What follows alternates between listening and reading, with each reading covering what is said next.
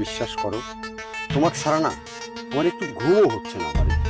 আমি খুব অশান্তির মধ্যে যে গান করতেছি। কি বলছেন এইগুলো আপনি? হ্যাঁ, আপনার মাথা ঠিক আছে?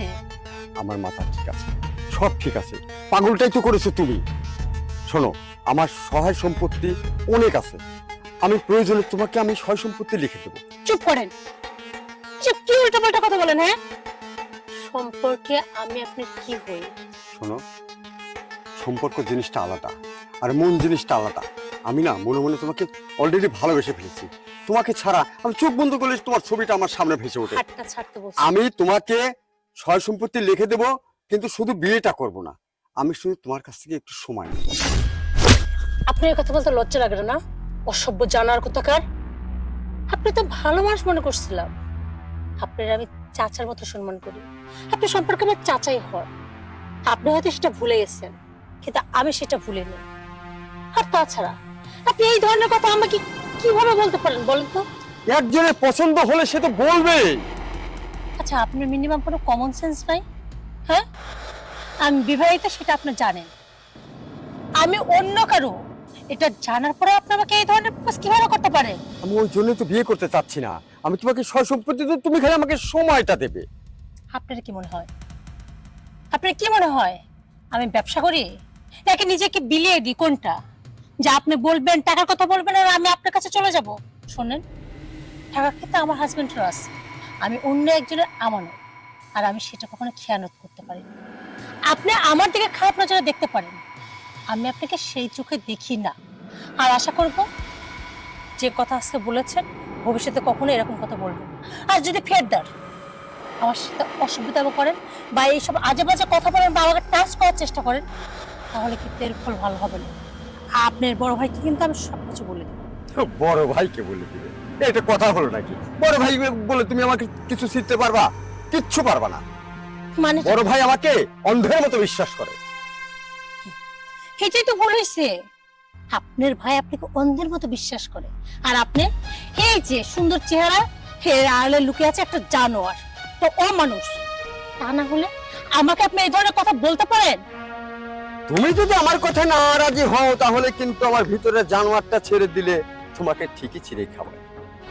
সেদিন সেদিন তোমাকে কেউ রক্ষা করতে পারবে না। শোনেন, আবারও আপনাকে লাস্ট বারের মতো সতর্ক করতেছি, ভবিষ্যতে যদি আমার সাথে বেয়াদবি করার চেষ্টা করছেন না বা বাজে কথা বলার চেষ্টা করছেন, আমি কিন্তু সিরিয়াস আপনার ভাইয়ের কাছে কমপ্লেন করব। কথাটা যেন মাথায় থাকে। করো, যাও। আর আমি যেদিন তোমাকে ধরবো, সেদিন তোমাকে আমার ওই ভিতরের জানোয়ারটাই ছিঁড়ে তোমাকে খেয়ে ফেলবে। তুমি এটাও মনে রেখো।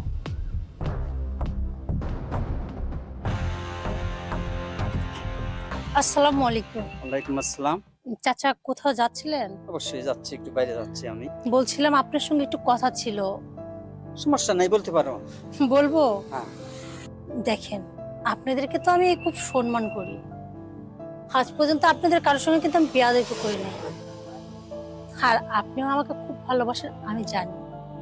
কিন্তু ওই যে রেজা চাচা, ওনার না ঠিক তাকানো, চলাফেরা, কথাবার্তা আমার খুব একটা ভালো মনে হয় না।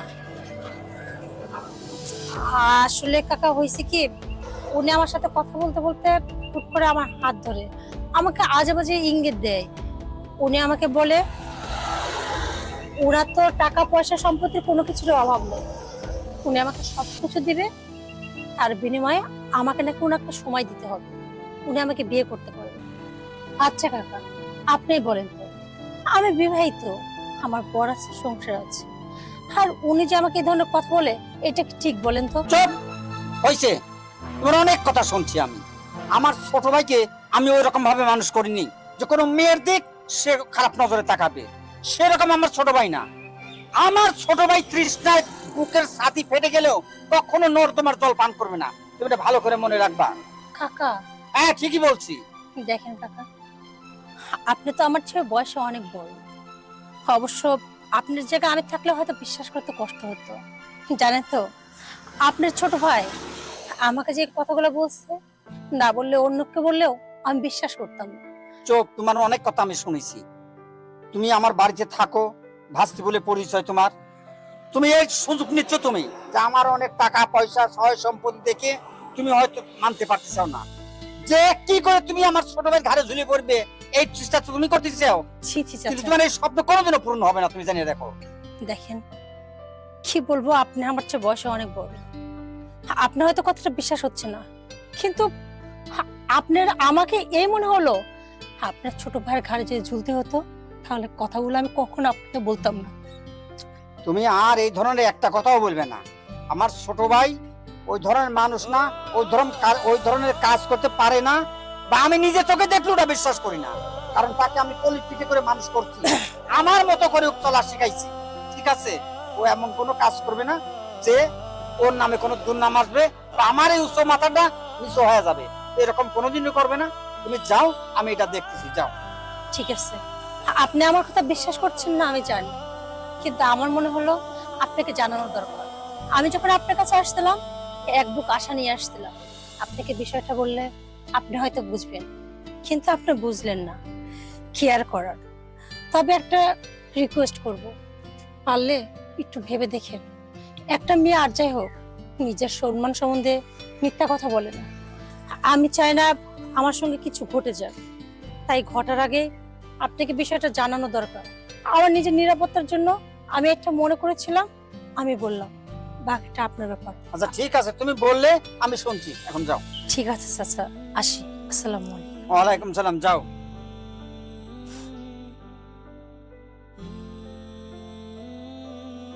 না, বিষয়টা আমার কাছে খুব একটা ভালো লাগতেছে না। দেখি ছোট ভাইয়ের মতি গতিটা কি।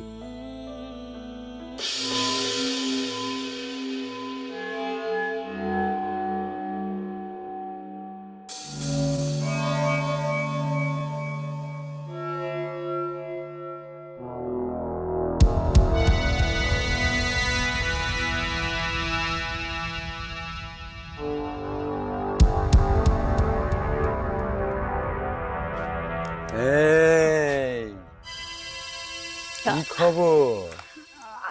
আপনি এখানে? আমি কোথায় গেছিলা? এই দিক থেকে আসলাম, মনে হচ্ছে বড় ভাই কি বললো?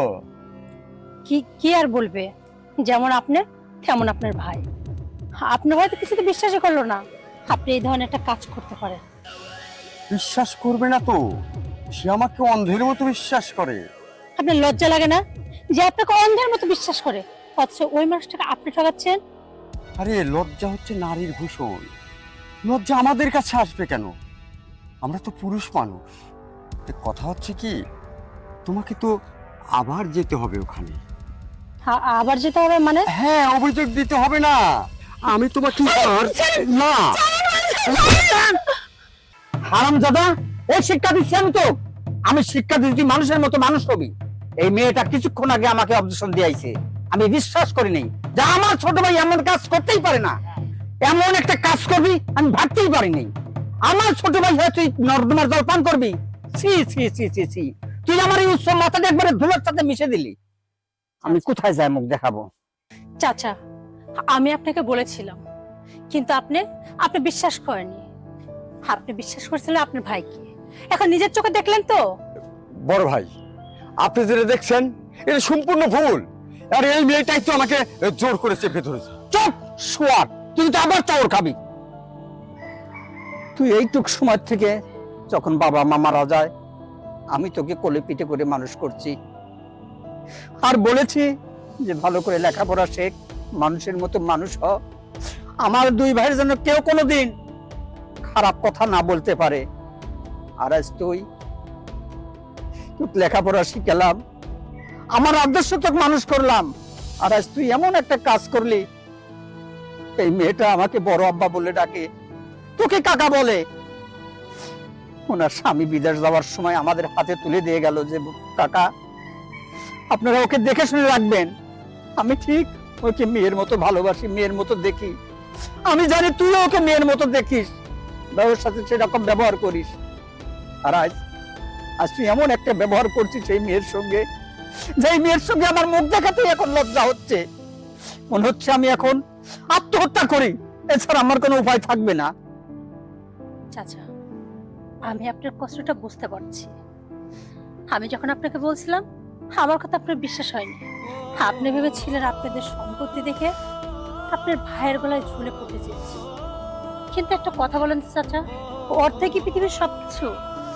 আর তাছাড়া আমার হাজবেন্ড, তার টাকা কম থাকতে পারে, কিন্তু সে তো আমাকে প্রচন্ড ভালোবাসে, আমাকে বিশ্বাস করে, আমিও তাকে ভালোবাসি।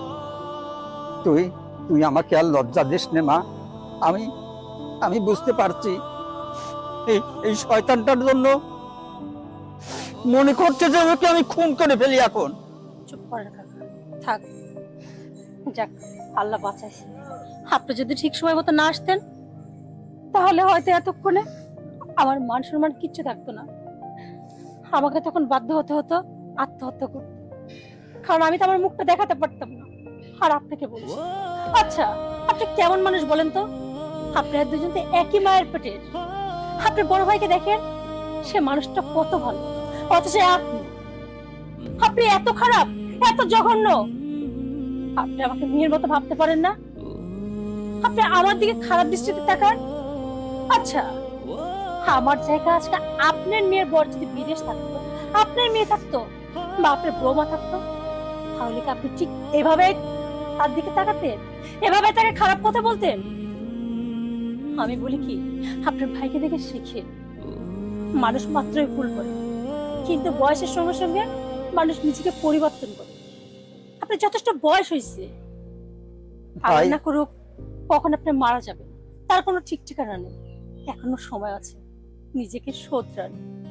ভাই, এই জীবনের প্রথম আজ তোর গালে একটা আমি চড় দিলাম, আর যাতে কোনোদিন তোর দিকে আমার হাত না তুলতে হয় এইভাবে চলাফেরা করিস ভাই, নইলে নইলে তুই আমার মরা মুখ দেখবি বলে দিলাম।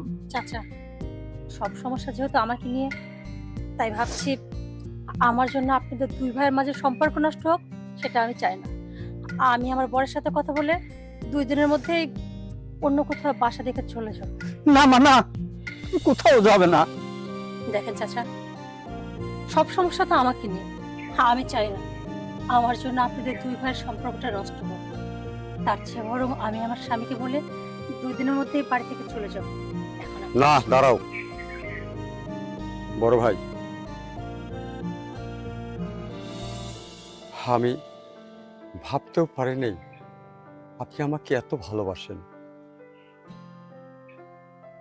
আমি এর আগে মনে মনে ভেবেছি আপনি আমাকে ভাইকে যতটুকু ভালোবাসার ততটুকুই বাসেন, কিন্তু আজকে আপনার চোখের পানি দেখে আসলে আমার অন্তরটা ভেঙে খান খান হয়ে গিয়েছে। আমি এত বড় হয়েছি, কোনোদিন আপনার চোখে আমি পানি দেখিনি বড় ভাই। আজকে আমার কারণে আপনার চোখের পানি, আমার বুকে যে কত বড় একটা আঘাত লেগেছে, এটা আমি ভুলে বোঝাতে পারবো না বড় ভাই। সত্যি তো, মা হারা বাবা হারা সন্তান ছিলাম,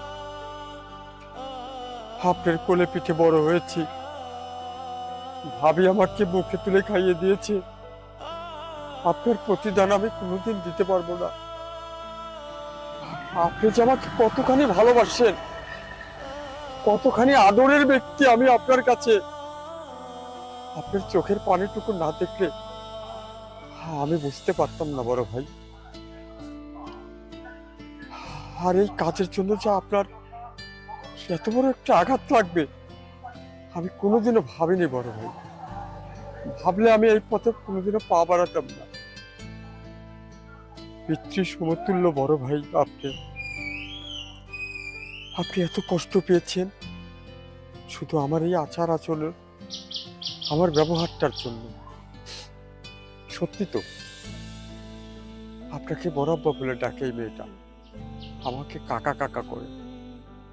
কিন্তু হচ্ছে একটা কথা আছে না বড় ভাই, মানুষের মধ্যে আল্লাহ পাক না কামৃত্যুর তাড়নাটা এমন ভাবে দিয়েছে, এমন ভাবে ছেদ করেছে, যারা এই কামৃত্যুর তাড়না সহ্য করতে পারে তারাই পৃথিবীর বুকে মানুষ। আর যারা সহ্য করতে পারে না, যারা এই তাড়নাকে ধরে রাখতে পারে না, তারা কাপুরুষ এবং অমানুষ। আমি ভুল করেছি বড় ভাই, মেয়েটার মনেও আমি আঘাত দিয়েছি। আর আপনার মনে তো কি বলবো, আপনার ভিতরের কলিজাটাকে আমি কেটে নিজ হাতে টুকরো টুকরো করেছি। যে কিনা আমাকে এত ভালোবাসে, সন্তানের স্নেহ দিয়ে বড় করে, আমি তার মুখে আঘাত আনলাম। আল্লাহ হয়তো আমাকে ক্ষমা করবে না বড় ভাই, আপনি আমাকে ক্ষমা করে দেন বড় ভাই। আপনার মনে আমি অনেক বড় আঘাত করেছি। বাস বাস, অনেক হয়েছে, অনেক। তুই আমার আমার কবিতা।